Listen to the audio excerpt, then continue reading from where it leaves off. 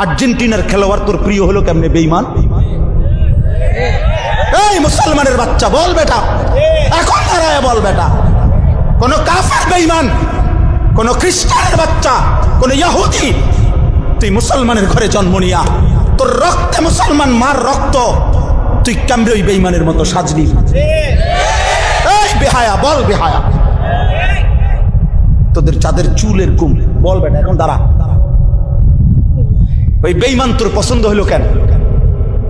তোর রক্ত ইসলাম নাই বেটা, তোর মা মুসলমান না, তোর বাপ মুসলমান না বেটা, তোর দাদা দাদি মুসলমান না, ওরা সব বোকা, তুই চালাক হয়ে গেছ বেটা,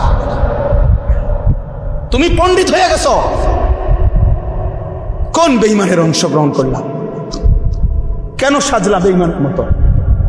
তোমার নবী নাই, তোমার রাসূল নাই, তোমার আল্লাহ নাই, তোমার নবী সাল্লাল্লাহু আলাইহি সাল্লাম চুল রাখে নাই? কথা বলে না কেন? আল্লাহর নবীর চুল ছিল কিনা? নবীজির চুল মোবারক ছিল কিনা? তিনি চুল রাখতেন কিনা? তো তিনি কেমনে সাজলেন? এটা আমার পছন্দ হয় না কেন? নবীর সাহাবী সোয়া লাখের চাইতে বেশি সাহাবী, লক্ষের চাইতে, ওনাদের চুল ছিল না মাথায়?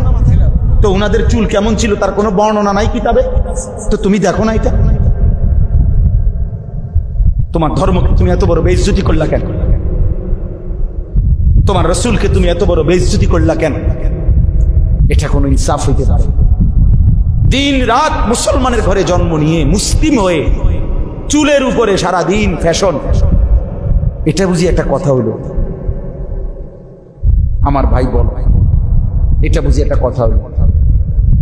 তোমারে বুঝি আল্লাহ বানাইছে শুধু এই সারাক্ষণ চুল এটার ফ্যাশন করবা, বিভিন্ন মডেলে চুল কাটবা, এই নিয়ে ব্যস্ত থাকবে? এত ফালতু কাজে আল্লাহ মুসলমানকে বানাইছে?